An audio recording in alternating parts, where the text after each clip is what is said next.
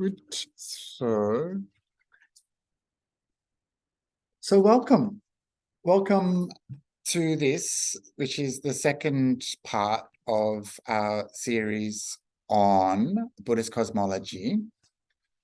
Got to just navigate to that screen. Where would it be? Maybe this one. Can you see that? Yeah. Remember, it's been a while since I've Zoomed. Everything is a bit more confusing than I'd like it to be.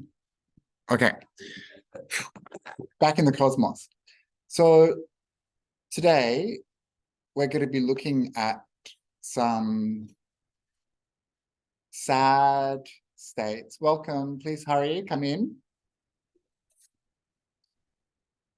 You missed all the excitement and all the special activities, but thankfully you're in time for hell.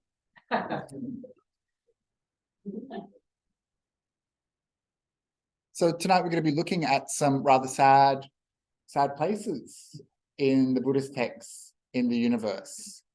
And there's quite a few people coming, so I might just wait till they settle.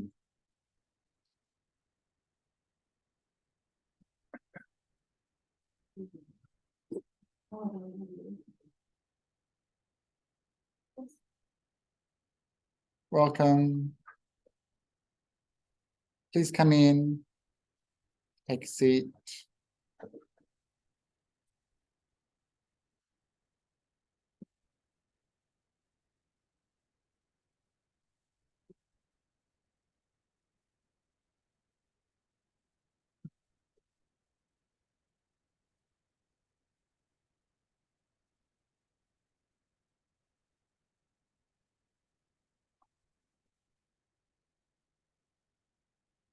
Okay, very good.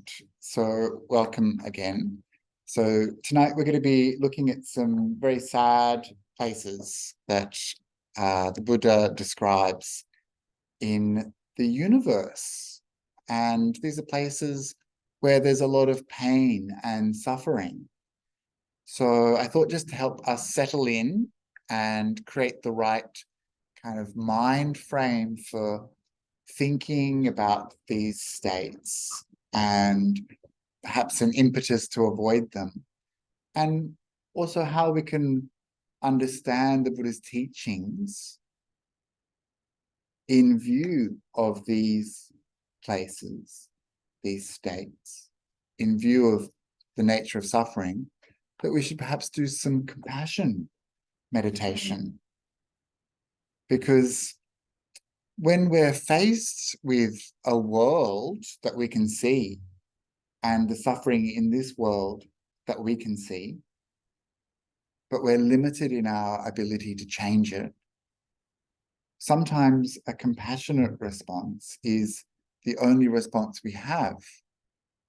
And in terms of our meditation practice on the cushion, this means may beings be free from suffering. It's a wish.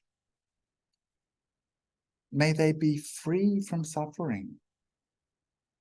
And this is a very beautiful thought to have.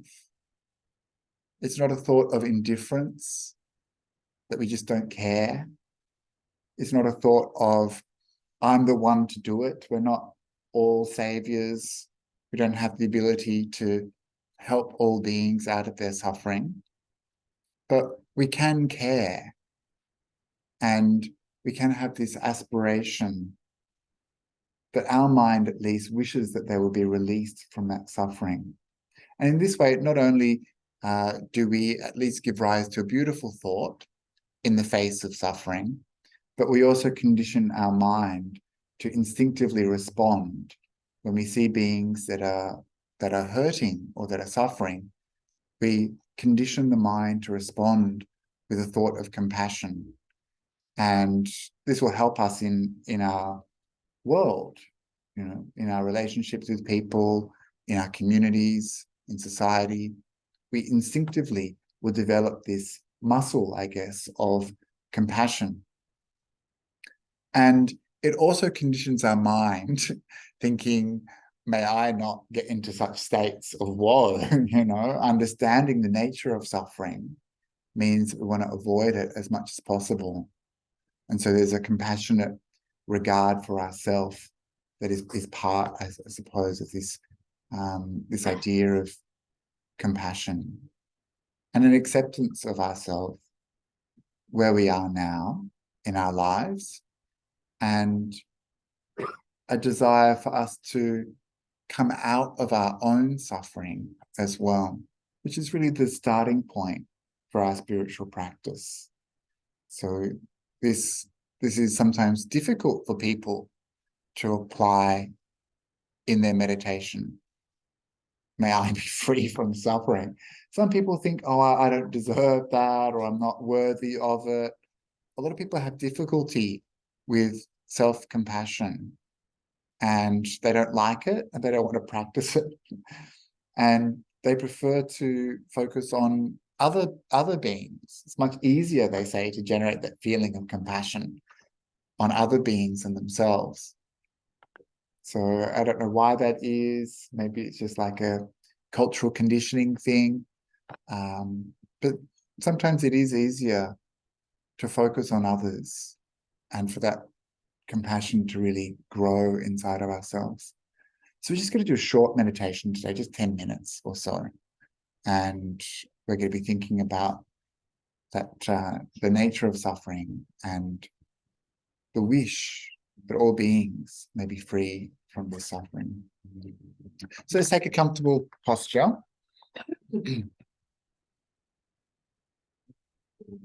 Oh, no, it's okay. Oh, if you want, yeah, it doesn't bother me either way. It's just going to be 10 minutes. Yeah.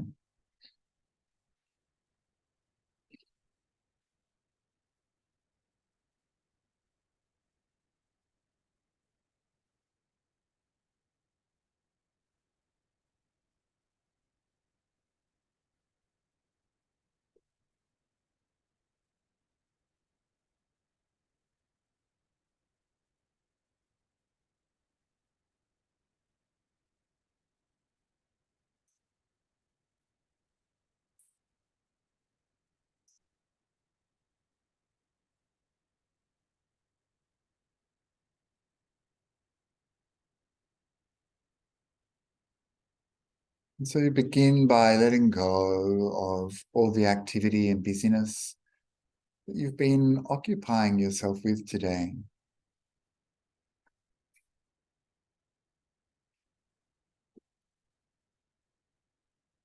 Let go of all the thinking and planning for the future. Just for the next few minutes, allow yourself to let go of the past, to be free from the past, to let go of the future, to be free from the future, and to be here now in this place,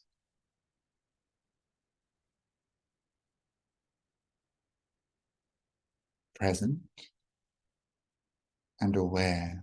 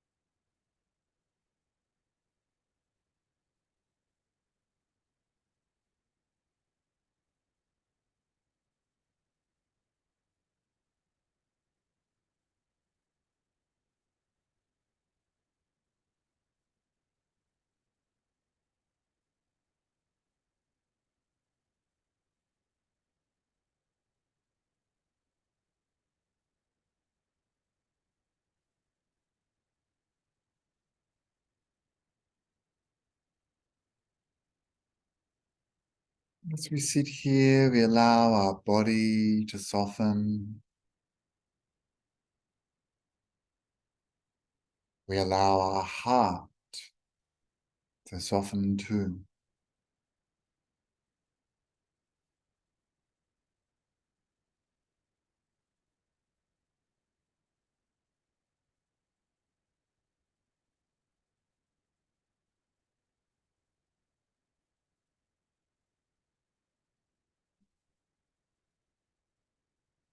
We give rise to the thought that guides our journey on this spiritual path. May I be free from suffering. May I be free from suffering. May I be free from suffering.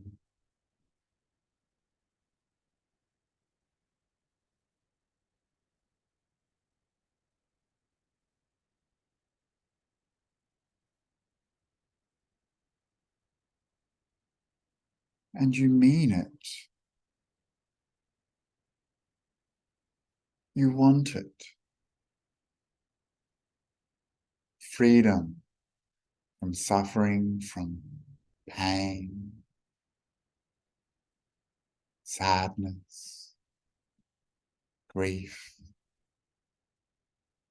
despair.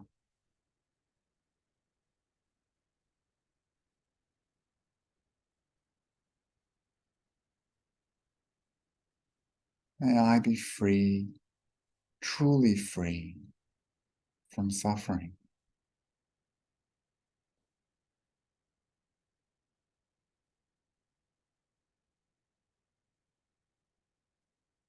And you allow this aspiration to open your heart even more. Feel it softening.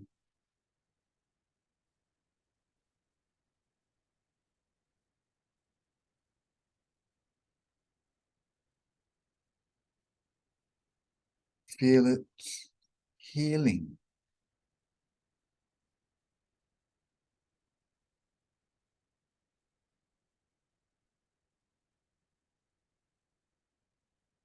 There's a beauty in this compassion.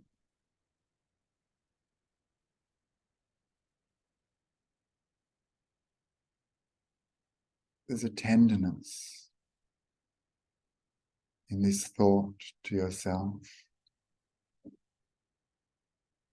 May I be free from suffering. So connect with this beautiful, tender compassion, this feeling of compassion for yourself.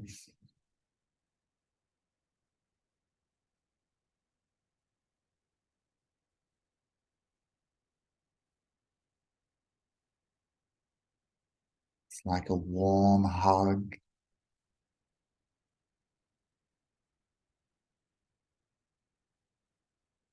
Smile.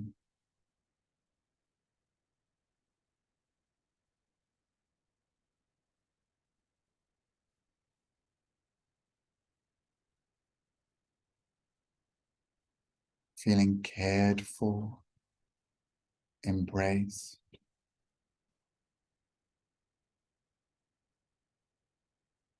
May I be free from suffering.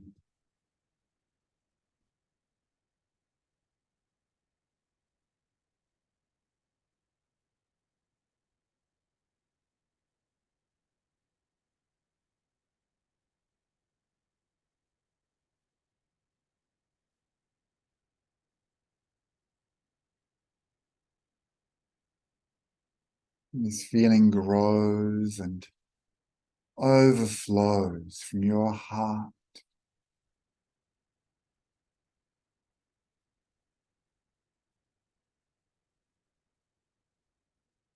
becoming bigger and bigger. radiating outwards.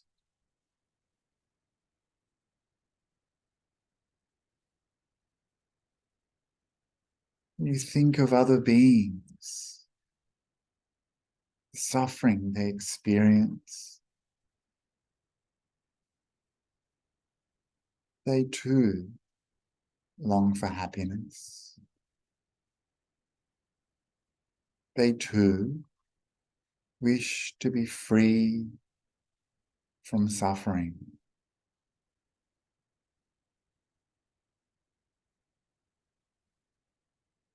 And so you give rise to this compassionate wish. May they be free from suffering. May they be free from suffering. May they be free from suffering.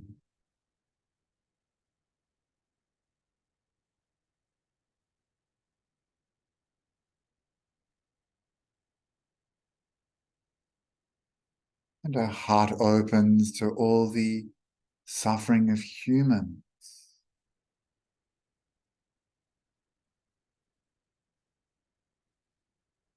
Those harmed by earthquakes, those caught in war, those whose families are difficult, or the suffering of animals, hunted, scared.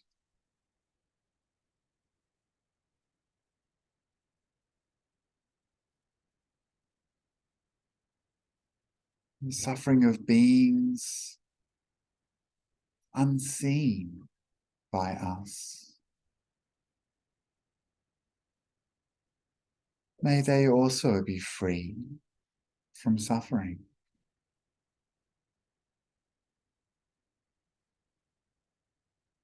Our heart unfolds, filling the vastness of space. May all beings everywhere be free from suffering.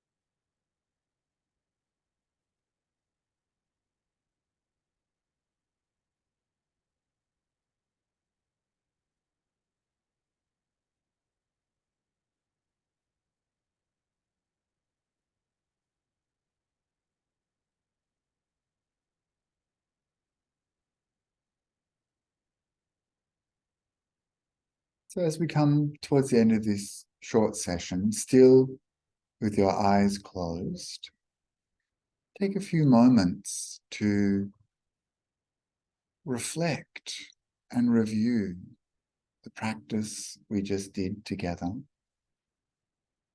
To ask yourself, how are you feeling now?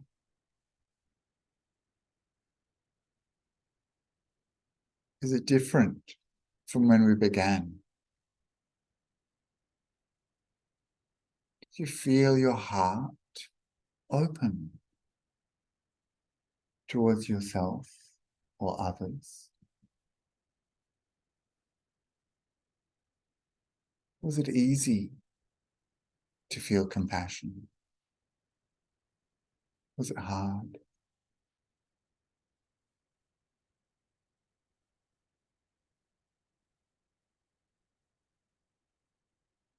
So now you can relax your awareness and come back to the room arising from the meditation.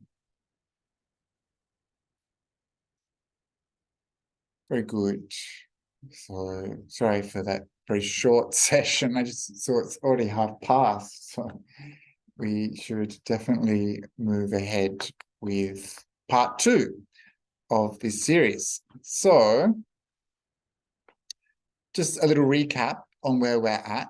So this is part 2. Last week we looked at the universe, space and time. We kind of set the framework up for investigating this Buddhist cosmology and kind of mapped out the universe. We learned about how long time is in an aeon. We learned about the distance of the yojana and how vast the universe is.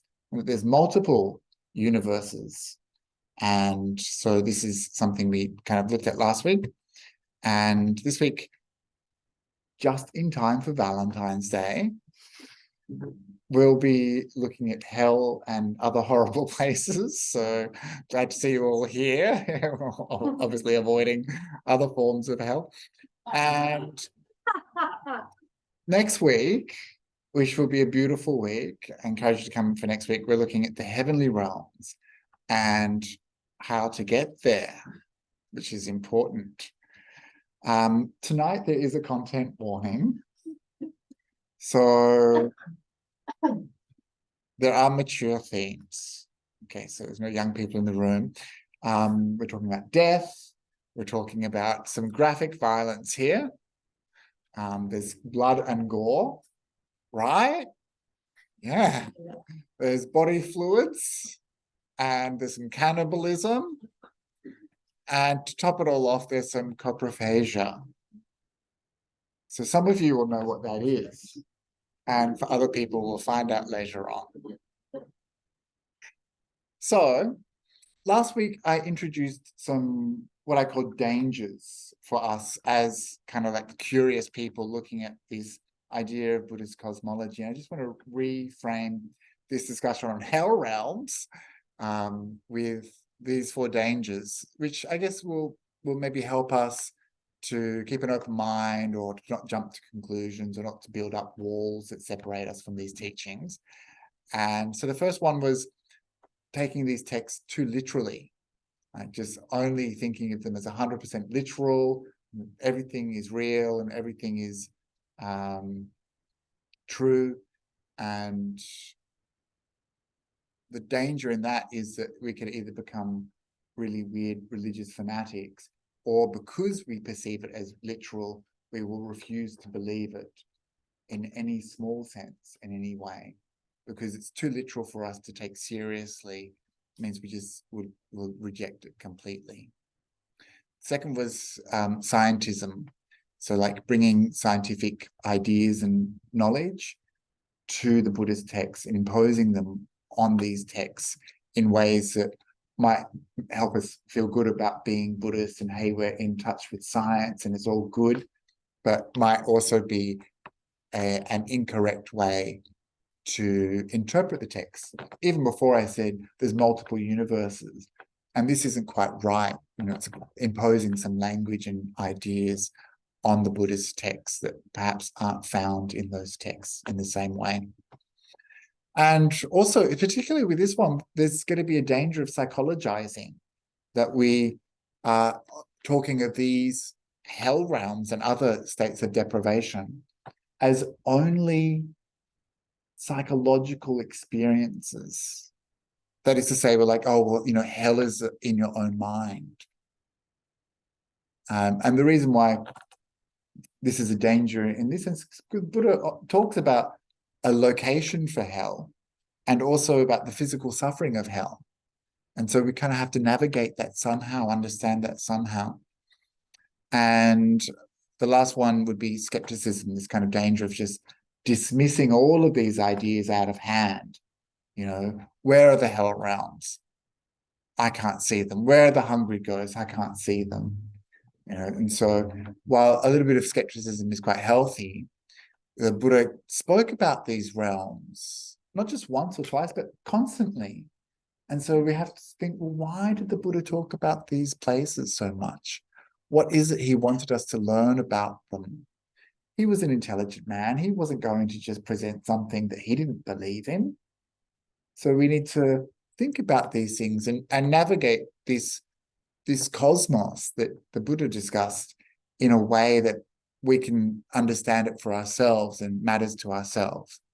So I talked quite a bit about that last week, but I just wanted to restate that here because I think it's probably easy to forget, bringing some sort of different viewpoints to discussing these ideas and being open to different viewpoints about them.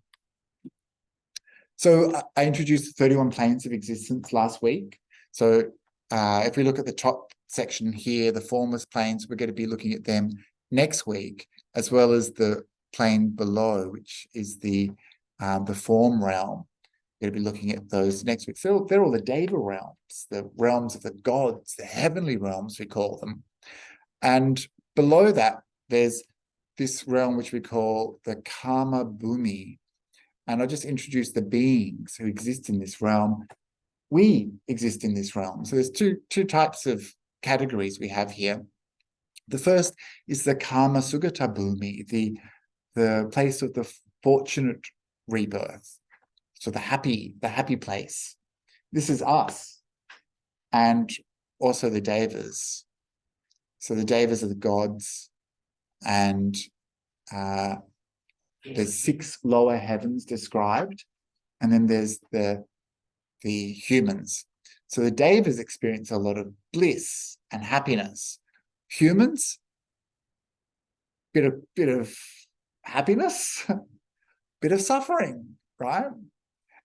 But we're still in a pretty good place. We've kind of got the right amount of suffering to want to get out of suffering, and not enough happiness to be lazy and not want to get out of our unfortunate situation.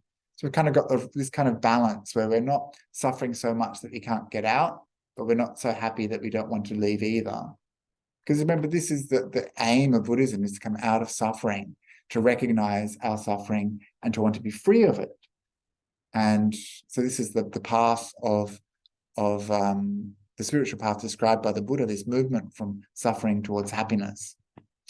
And so humans are considered quite lucky because of our station. We have a fortunate rebirth in that we're capable of walking this path.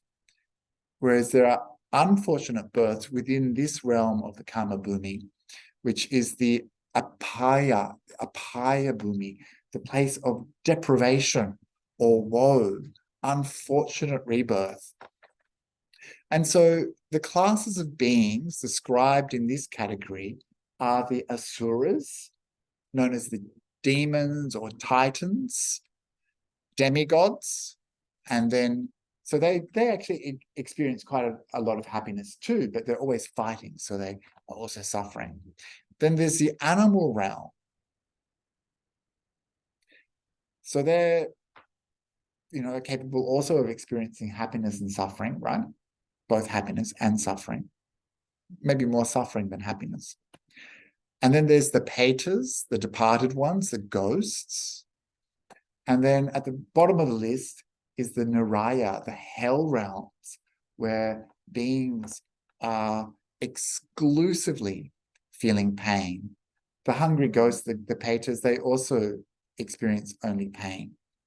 And so in this realm of this desire realm that we exist in, there's the most diverse range of beings. As you can just see, we've got ghosts, we've got hell beings, we've got titans, we've got humans, we've got gods. So it's a very diverse realm. But the lower level beings, they suffer a huge amount of pain, and they have a lot of desire to be free from that pain. But it's very difficult for them to become free from the pain. Animals also very difficult. The Asuras, they're kind of probably enjoying fighting too much to kind of want to get out of suffering. So this is why it's called these states of deprivation. So we're going to look at these in detail, but I wanted to take a step back to the big picture. So there's a underlying bias, I guess, an underlying view that these states exist because of rebirth, that it's possible for us to be reborn in these states. And perhaps over the course of our time in samsara, we may have been reborn in these states multiple times. And so this is the underlying kind of viewpoint. So many people would say, well, you know, I don't believe in these places. I don't believe in rebirth either. And again, it would be that question of, well, then why did the Buddha talk about it? You know, so why would our teacher talk about these things? And so it's something for us to think about. So usually there's this idea of 10 unwholesome actions called the akusala dhammas, the things that are bad. So they're unskillful actions, unskillful speech, and unskillful thoughts. And I'll just go through them very quickly because I don't want to deal too much with this. The unskillful actions are killing, stealing, and sexual misconduct. Then there's 4 types of speech: lying, divisive speech, like separating people from each other, and harsh speech, like yelling at people, being mean, and then gossip and useless speech. So these are considered bad actions of speech. And then the last 3 are covetousness or envy. It's like a kind of a greedy mind that wants other people's stuff. And ill will, hating people, you know, having thoughts of hate and ill will towards others. And then the last one is wrong view, which is like a whole category of things in itself.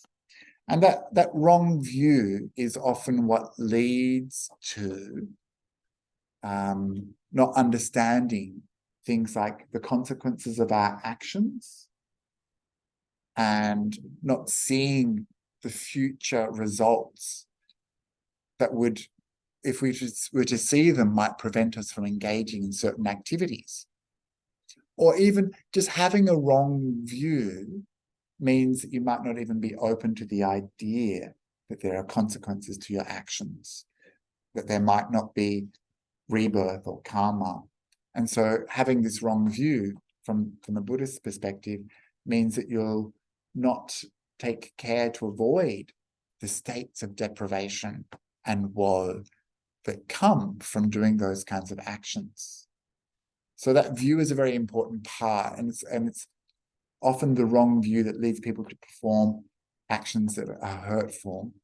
And because they don't understand that it's hurtful, they don't have the correct view, then they can't see that those actions will lead to bad results. So they're 10 things that lead to bad rebirth. So if you want to avoid rebirth in the realms that we're looking at tonight, this is kind of like the biggest way of thinking about it: killing, stealing, sexual misconduct, lying, divisive speech, harsh speech, frivolous speech, and then covetousness, ill will, and wrong view. And of course, these have the opposites, which we call the kusala dhammas, which I won't go into now, but maybe next week we'll look at that. And practicing those, of course, would lead you away from those states of woe. And this is, in essence, in a nutshell, this is the whole Buddhist path: to cease doing evil actions and to cultivate the good. This is the teaching of the Buddha. Okay, so let's meet our first friends in this state of woe. They're called the asuras. And this group of beings, like all of the beings that we're going to look at tonight, have undergone an evolution in the past 2,500 years. Even before the Buddha, there was perhaps these ideas of the asuras. You certainly find them in the Vedas. They're obviously a class of beings that were regarded as existing before the Buddha, and during the Buddhist time, they were given certain stories and certain roles, and after the Buddhist time, the mythology around these beings grew and grew and grew, and so eventually we get to images like this of the asuras, which are much later from Japan, and by that time, all sorts of things are being said about the asuras. So all the things we're going to look at tonight, have been through an evolution. And I just wanted to acknowledge that here. So they're sometimes called the Titans. Again, this is not quite right. It's like imposing this kind of like ancient Greek mythology on the ancient Indian mythology. It doesn't quite work. Demons sounds a bit harsh. Demigods is sometimes how they're referred to.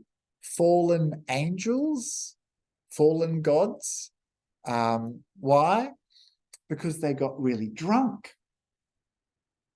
So when we take the 5 precepts from Sura, Meraya, Majja, Pamaditana, so Sura, they got really drunk. And I'm not sure, this sounds a bit too simplistic to be the correct etymology. It could be a folk etymology. So the Asuras would mean those who don't drink. And so it said that after they got really, really pissed, the chief of the gods, Sakya, came along and kicked them out of the Tavatimsa heaven where they were residing. So there were devas, they were gods, they were living in the heavens, but they got really drunk. And then they got kicked out. So they fell from the heaven realm off the side of the mountain. So to recap, last week we looked at Mount Sinaru, and we said that the Tavatimsa heaven is at the summit on top of that mountain. So they get kicked off and they're halfway down the mountain, and that's where the Asuras are said to live. They're also associated with the ocean. And so after that, after getting thrown out of heaven, they decided to not drink anymore. And that's why they're called the Asuras. Asura is like a negative prefix. But it sounds too simplistic to me, too convenient. There's probably another reason they're called the Asuras. And certainly there's other forms of this word found throughout the ancient world. So apparently they're still quite happy. They have the kind of godlike happiness that comes from being, devas in the previous lives. So as we go through this, we'll look at the causes of rebirth in these various realms. And with the Asuras, because they experience some sort of happiness, there's this idea that they got good results in the past, but enjoying those good results, they also did bad actions. So they have this kind of goodness carrying them, but they also did bad things. They didn't allow the good actions to continue to grow and flourish. They kind of like stopped that and kind of self-sabotaged. And so that's why they experience the kinds of things that they experience now, which is being full of passion. And passion here means not just like sexual passion, but like passion for things. They've got a lot of pride in themselves. They're fallen gods. They also envy the gods for their happiness and for the enjoyment those gods have. And so they're always naughty and lying, and they're always fighting. And there's several stories about the Asuras deciding to go up to the Tavatimsa heaven and attack and fight with the gods. So these are kind of like quite exciting stories. So yeah, they have 3 faces and 6 arms, sometimes more. And again, I mentioned that there's this kind of overlap with earlier and later Indian mythology. And so this is how they kind of have been presented. This is on the left, modern version. So I think there's something about their eyes as well. They've got this kind of like thing that they can do with their eyes. I can't remember. I remember something. And this is on the right, an image from Borobudur. which seems less exciting somehow, doesn't it? Just kind of looks like a regular kind of. And then this one from Japan on the left, which is like crazy. And then on the right, you can see this kind of very warlike, with the 6 arms and the 3 faces and weapons. So I didn't want to talk too much about them. They're not really the most exciting. I wanted to keep moving. And so enjoy this picture of some fluffy little chickens. Yeah. So of course, you know what happens to those little chickens if they're boys, don't you? In the factory farms, they just throw them into the meat grinder, right? Literally alive into the meat grinder. And they also burn the beaks and do something else to the claws. So when we see an image like this, our heart's like, oh, and then the reality is, these, of course, they're very cute and they're gorgeous and we love them, but this is not a happy situation. These little baby chicks are literally fed to the meat grinder on their first or second day of life. And our relationship to animals today is very, very different to the relationship of people 100 years ago, 200 years ago, let alone 2,000, 2,500 years ago. And our world now is completely different. Humans really do dominate this world. And perhaps we see the suffering of animals less because of the lens of science, this kind of natural order. And so like when we think about the Buddhist context, the idea of rebirth as an animal, people are like, yeah, I'm coming back as a cat. And it's like, okay, well, good luck with that. Or I want to come back as a hawk, or I want to come back as this. And we don't see the danger in this kind of thinking. One of the reasons for rebirth as an animal is said to be imitating animals. So watch out, all you furries. I don't know. All those TikTok cat girls and things like that. So, okay, let's get into it. So this is the Tiracha Yoni. So apparently this means horizontal. And like the horizontal womb, the animal womb, rebirth in the animal womb. And I suppose it could be like humans are upright, animals are horizontal. I'm not really sure. There's other ways of interpreting this. A lot of these meanings are lost in time and often over determined when we come to look at the etymologies of these words. So the problem, of course, with being an animal is that you are really at the very base, of needs. You are constantly looking for, like, just thinking about the animal documentaries. You're looking for food or you're looking for a mate. It's kind of like very basic kind of behavior. Of course, we know that animals also have very complex social structures and all that sort of thing.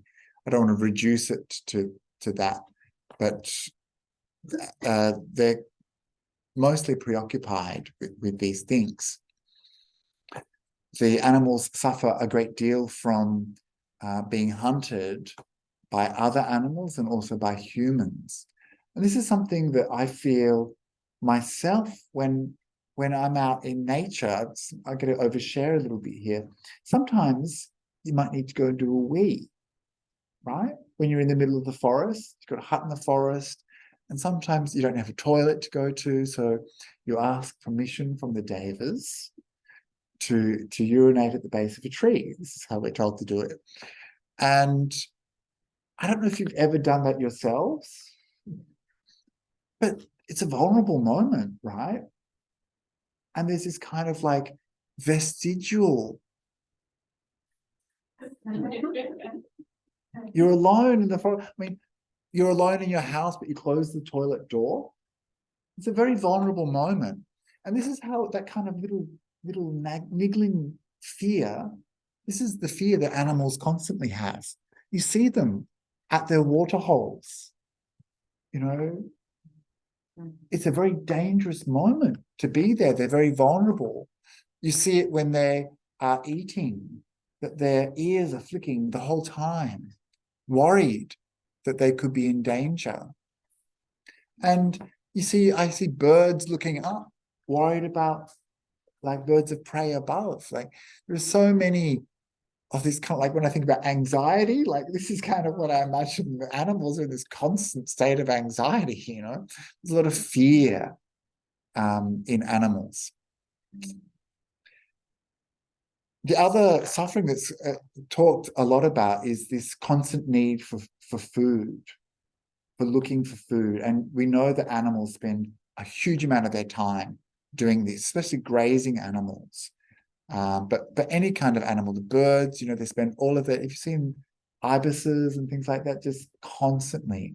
Some bush turkeys in the neighborhood where I was living recently just spend all day scratching up the soil. Lyrebirds, the same. And these animals are just like their entire day is occupied with this task. And it's a real burden. It means they can't kind of do other things, you know.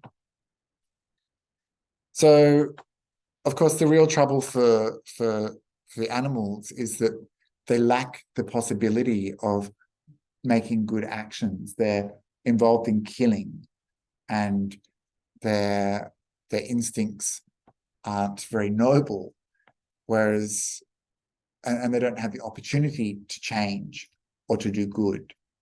And so they're kind of stuck in this cycle. Sometimes I think about things like those birds' nests that you see, like really complicated design, like swallows' nests and things like that with secret trapdoors to repel snakes and that kind of thing. It's like, how did they possibly manage to invent these? You know, they were born inside them before they were built. And you know, we think about instinct and we talk about kind of nature's programs that kind of roll out.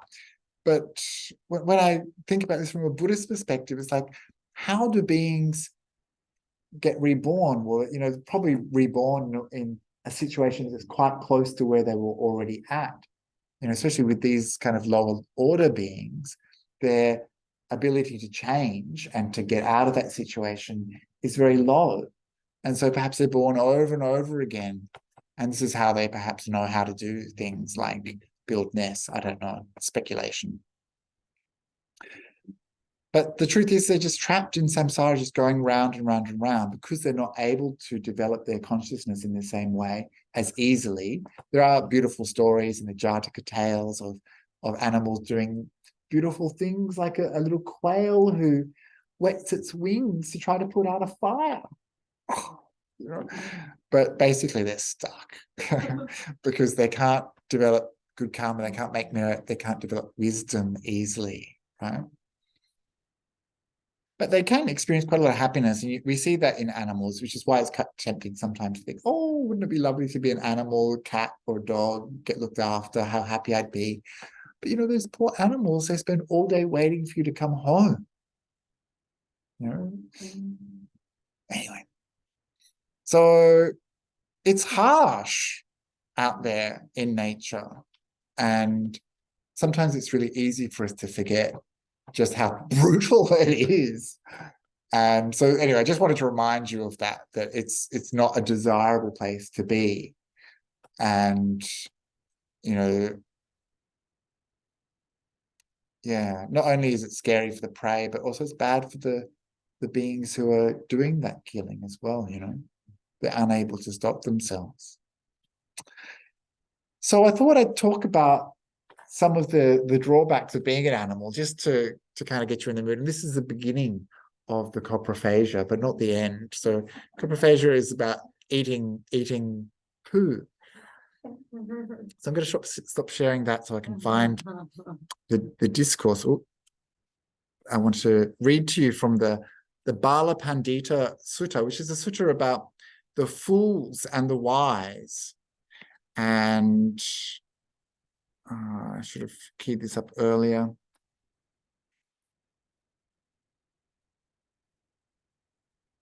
Okay, so the Buddha is describing all these different realms, and then he goes on to talk about the animal realm and the different kind of animals and the food that they eat. And so he says, there are animals that feed on grass. They eat by cropping fresh or dried grass with their teeth. And what animals feed on grass? Elephants, horses, cattle, donkeys, goats, deer, and various others. The reason that someone is reborn as one of these beings is because of gluttony. So they just want to eat the whole time, right? When you see these animals, that's all they do. They're just chomping the whole time. That's their life. And you know, when you see those documentaries sometimes, when a lion picks off one of the zebras, they're like, whatever, no. They go straight back to eating. So strong is that need to consume food. So strong. They barely even blink, right? Straight back to it. Anyway, so that's the reason those beings are born in that class.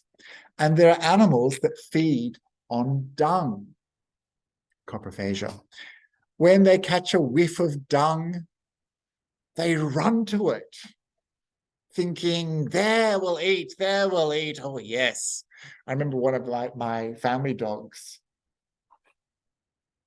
What's her name? Anyway, she used to love it. My poor mum would like run out there as soon as one of the other dogs went to the toilet because Chloe was like going for it and she would gobble it up like that. And she was such a beautiful dog, but it's like when Brahmins smell a burnt offering. Here, the Buddha is like twisting the knife into the Brahmins. They run to it thinking, there we'll eat, there we'll eat. In the same way, there are animals that feed on dung. When they catch a whiff of dung, they run to it thinking, there we'll eat, there we'll eat. And what animals feed on dung? Chickens, pigs, dogs, jackals, and various others. And again, the reason for that is gluttony. They're reborn. Gluttony, and they did bad deeds here. After death, they're reborn in the company of those sentient beings who feed on dung. There are animals who are born, live, and die in darkness. What animals born, live, and die in darkness? Moths, maggots, earthworms, and various others. A fool who used to be a glutton here and did bad deeds here, after death is reborn in the company of those sentient beings who are born, live, and die in darkness. There are animals and beings who are born, live, and die in water, such as fish, turtles, crocodiles. Again, they did bad deeds and they were gluttonous. And lastly, there are animals who are born, live, and die in filth. And what animals are born, live, and die in filth? There are animals that are born, live, and die in a rotten fish, a rotten carcass, or rotten porridge, or a sewer. A fool who used to be a glutton here and did bad deeds here after death is reborn in that place. And the Buddha says, I could tell you many different things about the animal realm, so much that it's not easy to completely describe the suffering of the animal realm. And he goes on to talk about how the famous image of the blind turtle and the yolk, and that the turtle pops its head up once every 100 years. And that that's the opportunity for human life, whereas animal life is much, much easier to be reborn into. So animal realm, we don't want it, is basically what the Buddha is trying to say here. You have to eat shit, you have to live in filth, and this is him kind of trying to condition us, like, oh, actually, yeah, I don't really feel like eating worms, I have to say. When I think about it, it is kind of gross, right? When you think about it, it's like, yeah, do I really want to eat grass all day? No. And so the Buddha is saying, don't be like this, avoid that path. Okay, we have to keep on moving because we're just getting to the exciting part, which is hell. And so here we see some of the really metal just images of hell that you find in places like Buddhist temples across Asia and India and Sri Lanka, where you see these frescoes of hell realms depicted that are like really out there. And they're actually based on the suttas. And so I'll talk a little bit about them, and we'll look at some descriptions. So I just want to acknowledge that hell is not the word the Buddha used. Niraya is the word that the Buddha used. So hell, as we conceptualize it, really our version of hell is like a very Christian version of hell. And one of the most important differences is that hell in the Christian sense is permanent and singular, whereas in the Buddhist sense, it's firstly not permanent, it's temporary, and there's not one hell. But anyway, Niraya means kind of like a downward path. It's a place of no good, no profit. And it's usually lumped together with these other words you see here. This apaya, the state of deprivation and woe, dugati, which means an unfortunate rebirth, and vinipata, which means falling into a bad place. And when you see in the suttas, the early Buddhist texts, the descriptions of hell realms, all these words are used. So it's kind of like a bad place, no good comes from it, bad rebirth, unfortunate place. So it's kind of like this compounding of like, don't go there. So I mentioned before this thing about happiness and pain, and the characteristic of hell is pain, suffering. So that's the main experience, the essence of hell that you would experience in a hell realm. And all the descriptions of hell, which we'll get to in a second, are entirely 110% awful, like all full of pain. And so this is interest. I'll get to that in a sec. I said it's not permanent, and that it's temporary in that the karma that led you there, hell is this place where it needs to be worked off, to be exhausted. And maybe that's why so much of the hell realms are described in terms of things like flames and fire. This is kind of like processing that is occurring, this combustion, where this stuff is kind of worked off somehow. It seems that hell is a place where the penance for past wrongs is done. And once it's done, then beings are released. And so that's for that reason, sometimes beings' trip to hell is very short, just a few days. And for other beings, it's talked about in terms of very, very, very long periods of time, like billions of years. And later Buddhist scholars kind of came up with like various like diagrams and kind of like, oh, if this hell is like this many kind of aeons and things like that. Yeah, so when we get to descriptions, like thinking of this for like a long time, oh, no, thank you. So they're not only mental states of suffering, like it's interesting to think about, right? Because we talk about hell, we thought, well, how do you get born in hell?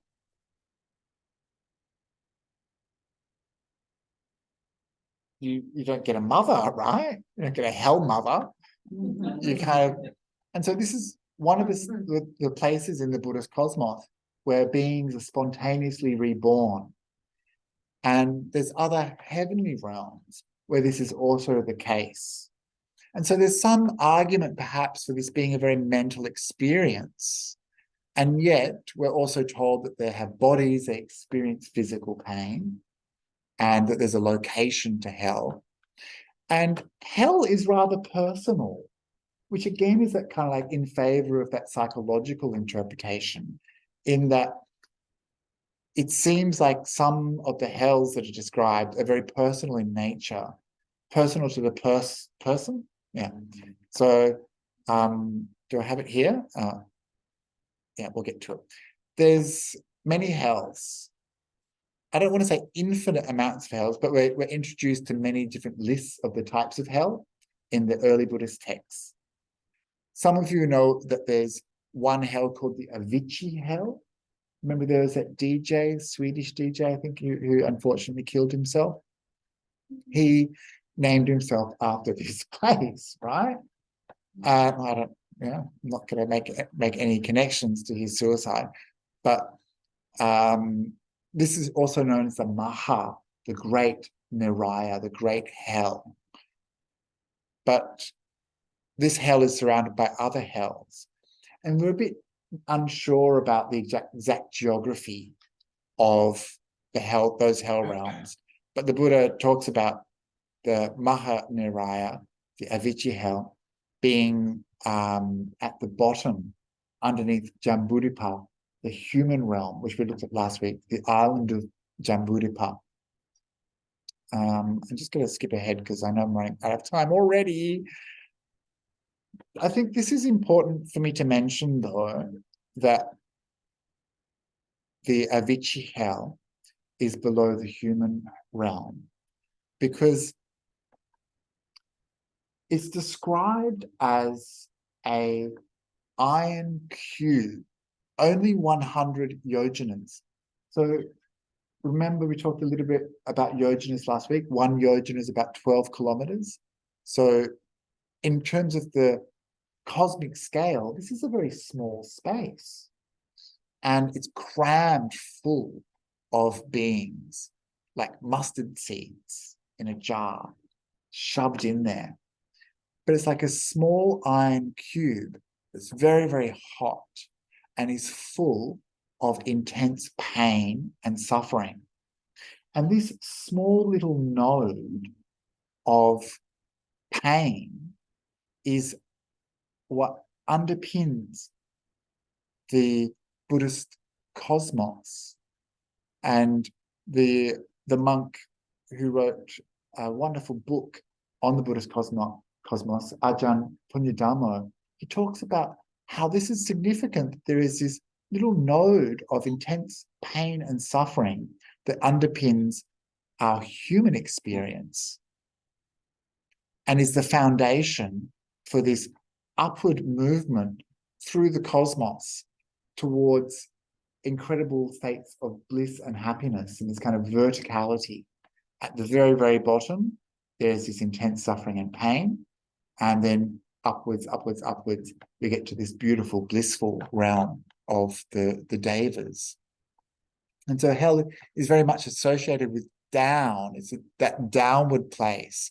And there's several stories where the earth opens up and swallows people and they get dragged down to hell. And Devadatta, for example, who tried to kill the Buddha, and many others as well. And again, there's this question of, okay, so if their bodies are being dragged down to hell, do they have the same bodies in hell? These are the kind of questions that become, like, once you start asking a few questions, like, hang on a second. And so later commentators said that they die on the way down, are reborn with different bodies. So take Devadatta, for example. He was reborn in the Avicii hell with a body that was huge and was squished into this small space and was just burning and burning and burning. And he was going to stay there for a very long time. But the Buddha said that after he has worked off that bad karma, that Devadatta, like the bad boy of Buddhism, would become a private Buddha, a Pacceka Buddha. So who are the beings that live in hell? Well, we have Yama, who is sometimes referred to as the god of death or the lord of hell. And in later Buddhist cultures, especially the Tibetan tradition, he becomes a full-on character all of his own and gets all these special powers. Some some commentators like Ajahn Punyadhammo, who wrote this book I've just mentioned, he kind of thinks of Lord Yama as more of a kind of bureaucrat, just kind of slightly unwilling. And he's described as being kind of like a class of hungry ghost who has to do this work during the day and suffer, and then at other times he experiences some pleasure. So it's kind of an interesting creature, and we'll look at him in a second. We'll meet him in a second. And then there's the hell beings, the Narayaka Sattas, the beings who are being punished in hell. But who's punishing them, right? You need to have someone punishing these beings. So who are they? They're the Narayapalas, the guardians, the wardens of hell. So my question would be, what did they do? Are they also baddies? Like, who gets to be a punisher in hell? And so there was a debate amongst Buddhist scholars over the centuries, like, are these beings who are reborn in hell, or are they figments of the imagination, mental creations of those who are suffering? And so there's an illusory element to hell. For example, one story describes how there's this tree of thorns, and the just thinking about this for Valentine's Day, the person who's being punished is at the bottom of the tree of thorns, and they see their ex-lover or their lover, at the top, and they climb this tree of swords. But as they climb it, of course, they become like cut apart, right? And so there's a kind of like, okay, maybe they are just projections. But the Theravada ended up deciding that they are, in fact, beings who are reborn as punishers. And they, in fact, did this kind of punishment in their life, that they were like a prison guardian or something. And their punishment is more of that. So anyway, and then there's all these other beings that eat and harass the poor dwellers of hell. So here we see the image of the Lord Yama, which many of you would have seen on the publicity of this program, this series. And that is Yama there, who's holding the wheel of samsara. And so at all of these stations of rebirth, you have to meet Yama. You have to die. And this is why he's associated as this kind of like Lord of Death. And he is pretty cool. I mean, look at that, right?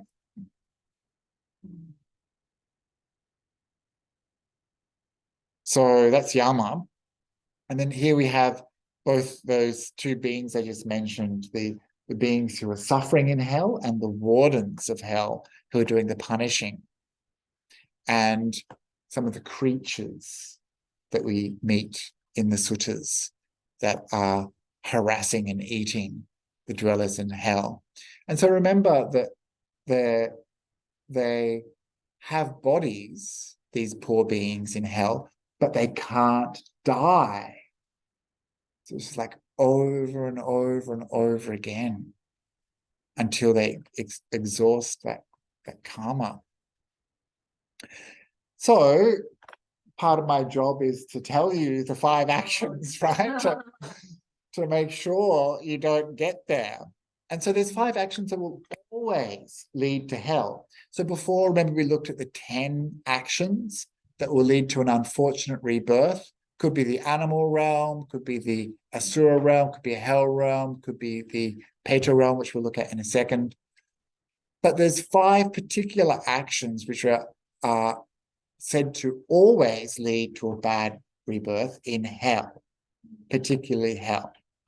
So that is matricide, killing your mother; patricide, killing your father; killing an arahant, or a fully awakened being. So the first 2 you can kind of understand, like these are people who brought you into the world and took care of you when you were very vulnerable and raised you. And I don't think this is particularly, I know that there are people who have terrible parents, and there has been cases of like abuse, and people have retaliated and things like that. there must be something going on there that, requires more thinking about and more talking about. It's very easy for us to kind of be up here and be like, oh no, this is bad. But the reality is people's lives are very complicated. But the third is the idea that the goodness that an arahant, a fully enlightened being, can do in the world, if someone was to kill them, is a terrible thing, because it takes away the ability for that person to help other beings come out of suffering. Another one is wounding the Buddha. And the last is for monks and nuns, causing a schism in the monastic community. That's dividing the monastic community. So it's like something that's really bad. And so we're not allowed to do that. So these are 5 things that are said to always lead to rebirth in hell. There are many other lists that talk about different things, and they're not consistent.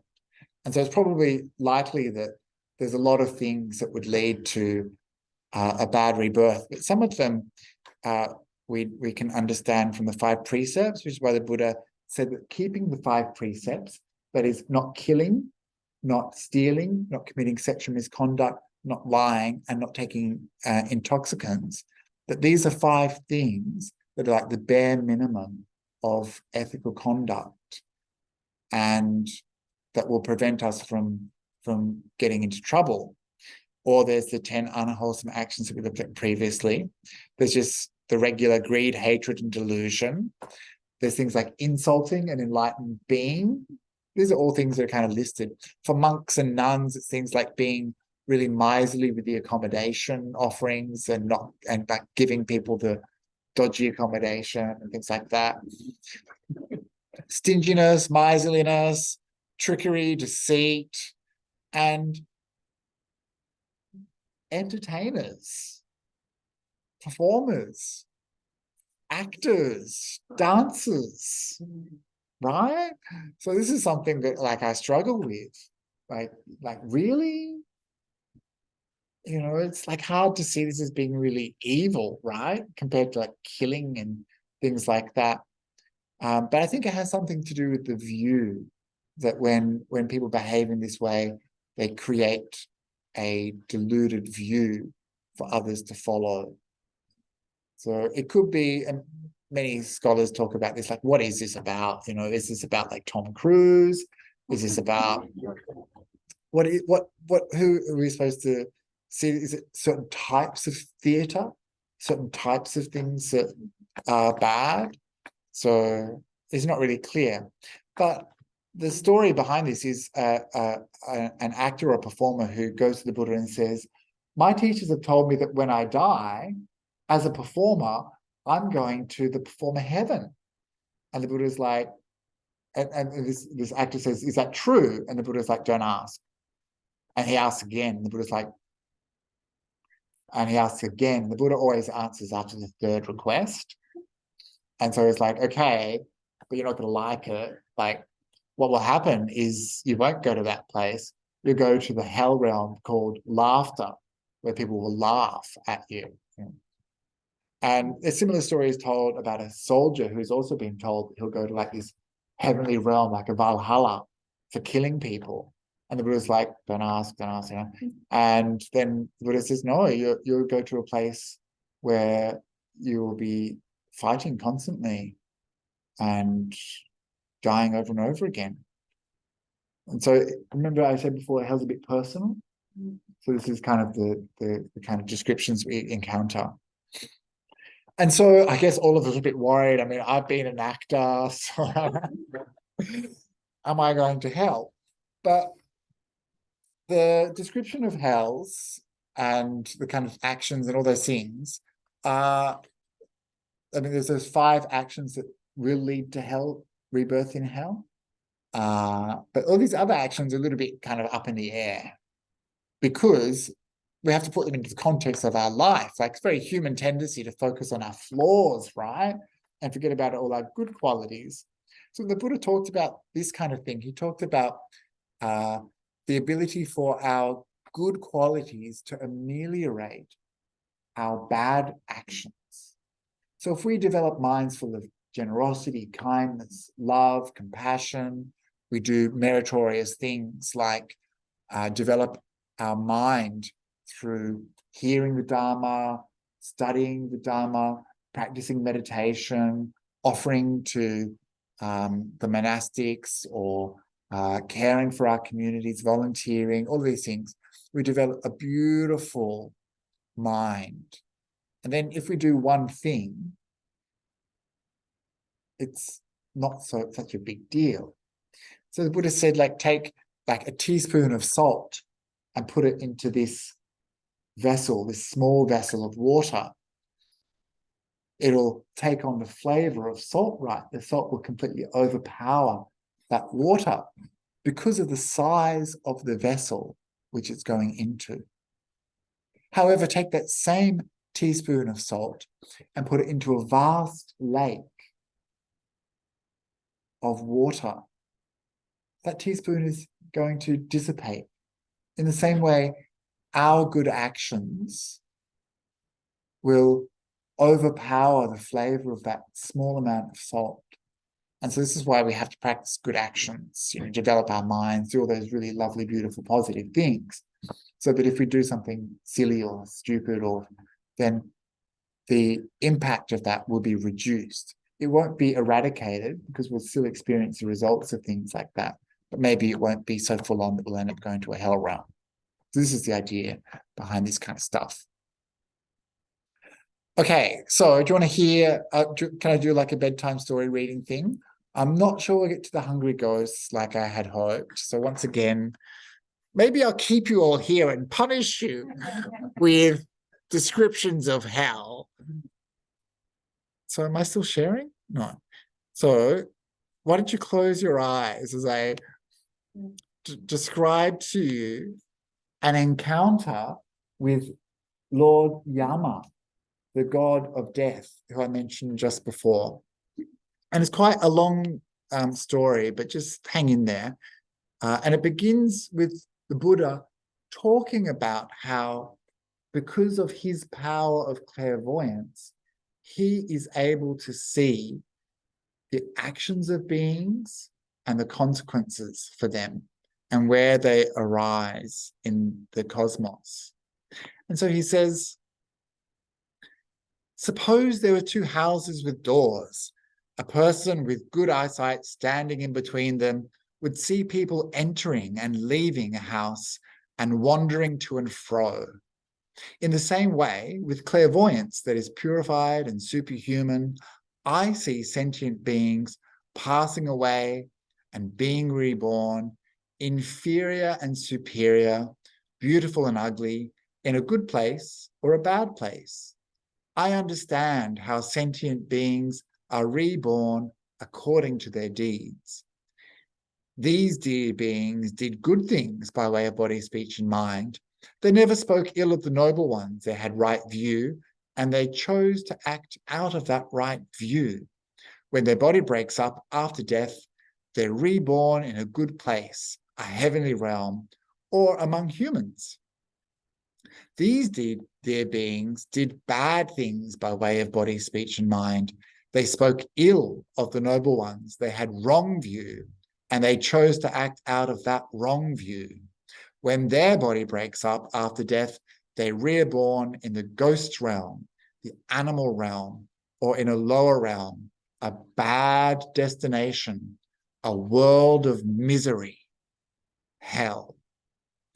Then the wardens of hell take them by the arms and present them to King Yama, saying, Your Majesty, this person did not pay due respect to their mother or father, ascetics and Brahmins, or honor the elders in the family. May your Majesty punish them. Then King Yama pursues and presses and grills them about the first messenger of the gods, saying, Did you not see the first messenger of the gods that appeared amongst human beings? I saw nothing, sir. Did you not see among humans a little baby collapsed in their own urine and feces? I saw that, sir. Well, did it not occur to you, being sensible and mature, that I too am liable to be born. I am not exempt from rebirth. I'd better do good by way of body, speech, and mind.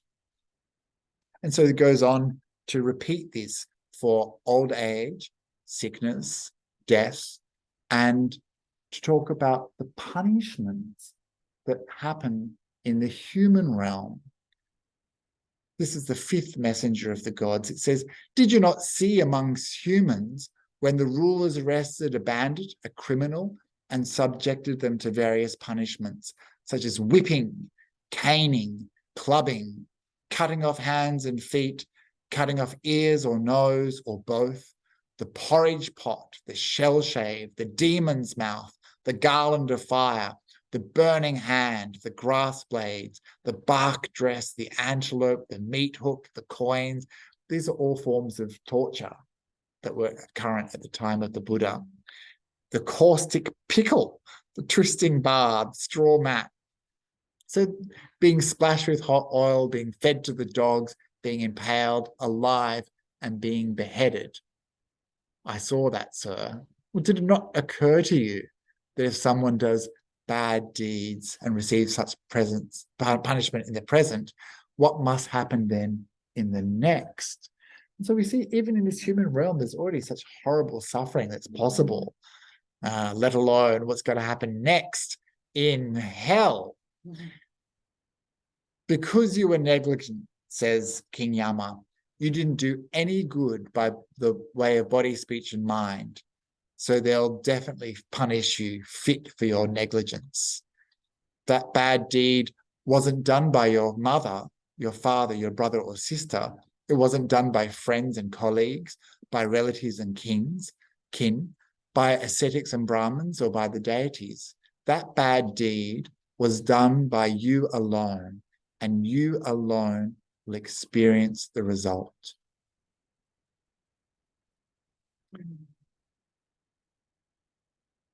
And then, oh, I missed a bit here. So then the next thing that happens is they get taken down to hell. And then the wardens of hell punish them with a 5-fold crucifixion. They drive red-hot stakes through their hands and feet, and another in the middle of the chest. There they suffer painful, sharp, severe, acute feelings, but they don't die until that bad deed has been eliminated. Then the wardens of hell throw them down and hack them with axes. And this goes on and on. Then they hang them upside down and hack them with hatchets. They harness them to a chariot and drag them across burning ground, blazing and glowing. They make them climb up and down a huge mountain of burning coals, blazing and glowing. Then the wardens of hell turn them upside down and throw them into a red copper pot, burning, blazing and glowing.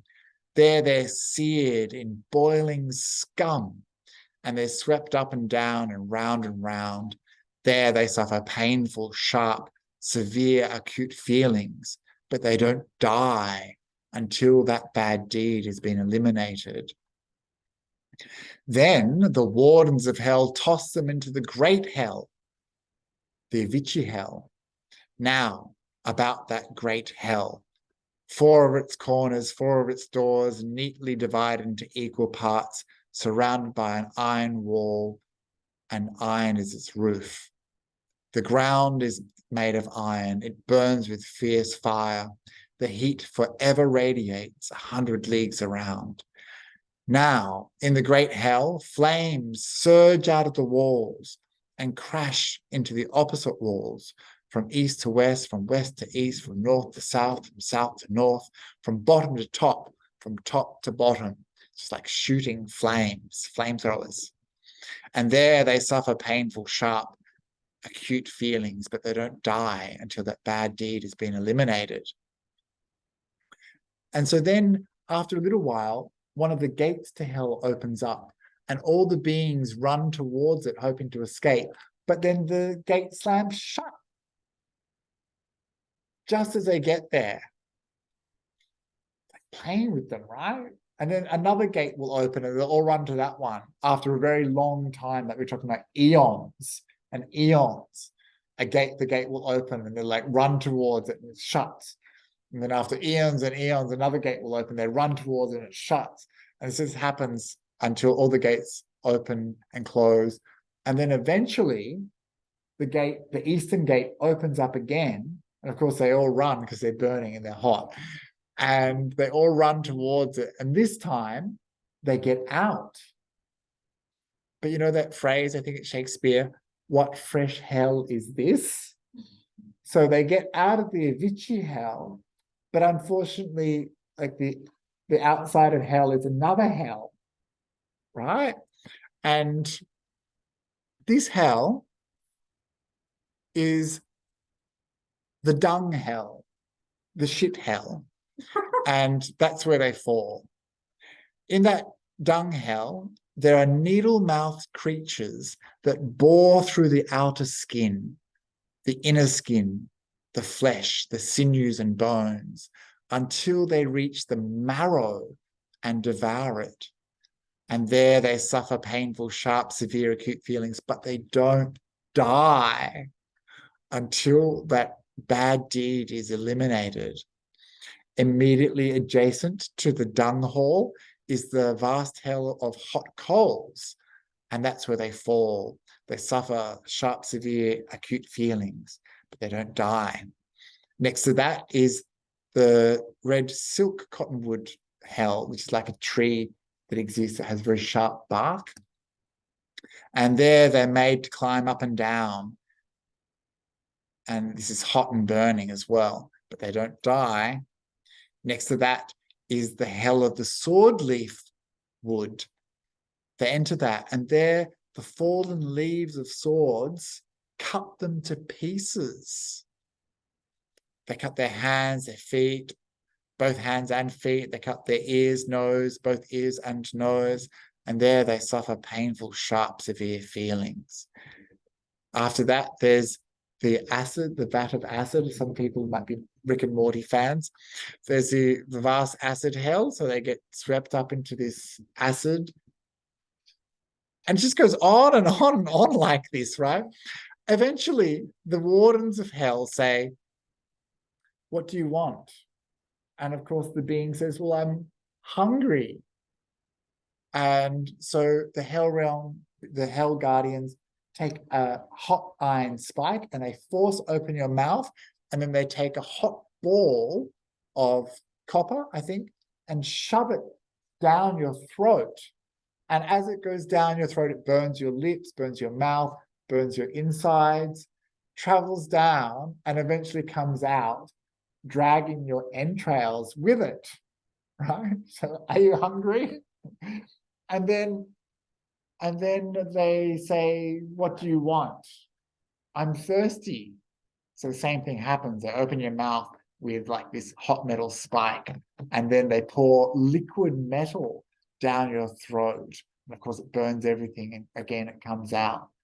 And so these are some of the descriptions that we find in the suttas of hell. And they're pretty like brutal, right? They're so, I just keep on thinking they're kind of metal, because when they're turned into these images that we see,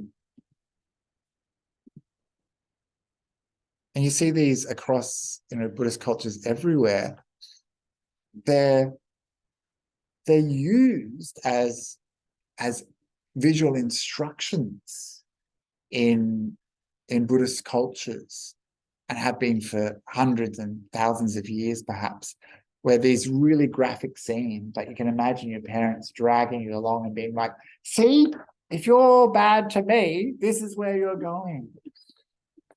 And it seems to me a very kind of simplistic kind of morality kind of teaching, like, there's fear involved in avoiding these sufferings, and that this is kind of like a cultural programming, or it seems so it seems to me so un-Buddhisty, right? Like I had this idea when I first started with Buddhism that hells just didn't exist in Buddhism, that there's none of this religious dogma, that there wasn't this kind of punishment in Buddhism. And yet we do find it here in the suttas. And so we have to think about, what does it mean to us? You know, we have to investigate some of these things ourselves a little bit and arrive at our own conclusions, I think. Many parts of Asia today, in Thailand, Malaysia, and Singapore, they have these hell realm theme parks that you can go to. And again, I just imagine parents kind of taking their kids. And in Asia, of course, like there's a completely different sensibility when it comes to horror. You know, it seems quite appropriate in parts of Asia to take your 5-year-old to a place like this, you know. And yeah, so, and they're great. All these things are made out of concrete, and they're really intense. So unfortunately, we've run out of time to explore the last realm, which is the Patas, the ghosts, the departed. But if you want to learn more about those beings, you can look on my YouTube channel, Bhante Akaliko, and I did a Halloween ghost story special. And so you can scroll through and look for the Hungry Ghosts Halloween special. And there I talk a lot about the reasons people become ghosts and tell some stories, ghost stories, which are pretty intense too. And again, quite a bit of coprophagia and cannibalism and really graphic stories about the things that led people to that state of deprivation. So these are the 4 states of apaya, the states of deprivation. So that's the asuras, the titans or the demigods, the animals, the hell beings, and the Patas, the hungry ghosts.